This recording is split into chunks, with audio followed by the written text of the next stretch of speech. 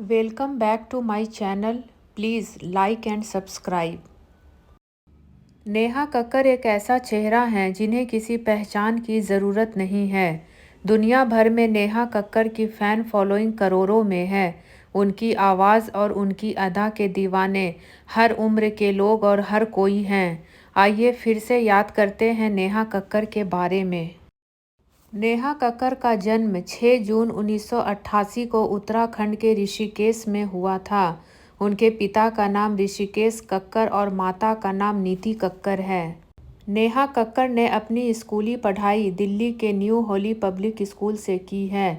4 साल की उम्र से ही नेहा कक्कर ने गाना गाना शुरू कर दिया था। नेहा कक्कर का बचपन बहुत गरीबी में बीता था। उनके पिता उनके ही स्कूल के सामने समोसा बेचकर अपने पूरे परिवार की जिम्मेदारी उठाते थे।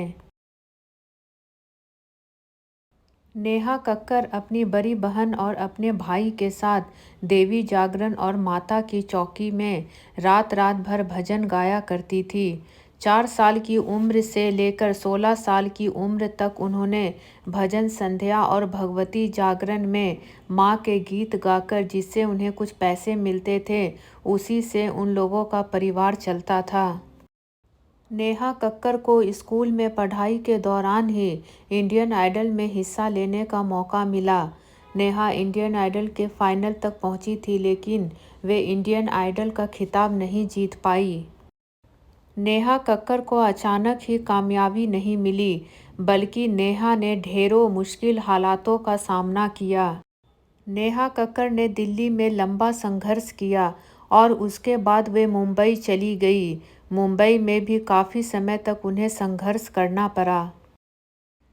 फिर उनके ज़िंदगी में टर्निंग पॉइंट कॉकटेल फिल्म से आया। इंडियन आइडल से बाहर होने के 7 साल बाद उन्हें फिल्म कॉकटेल में सेकेंड हैंड जवानी गाने का मौका मिला। ये गाना लोगों को काफ़ी पसंद आया। इस गाने से उनकी लोकप्रियता काफ़ी बढ़ने लगी। इस गाने के बाद नेहा कक्कर ने कभी भी पीछे मुड़कर नहीं देखा। एक के बाद एक लोकप्रिय गाने गाए।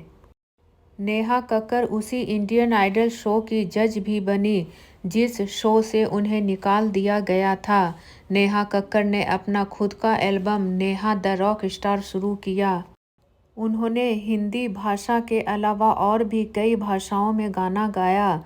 2018 में बद्री की दुल्हनिया गाने के लिए बेस्ट फीमेल प्लेबैक सिंगर का अवार्ड भी जीता। इसके साथ ही कई फिल्म फेयर अवार्ड भी अपने नाम कर चुकी है नेहा कक्कर।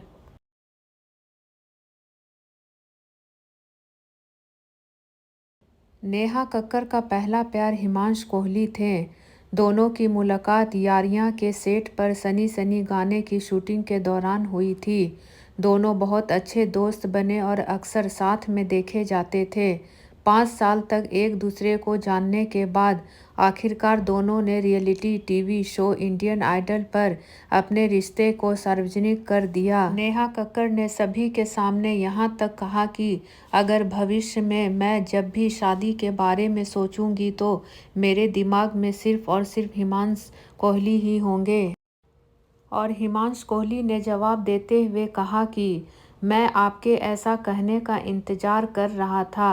सब कुछ ठीक चल रहा था, लेकिन 2019 में अचानक दोनों का ब्रेकअप हो गया और दोनों के रास्ते हमेशा हमेशा के लिए अलग हो गए।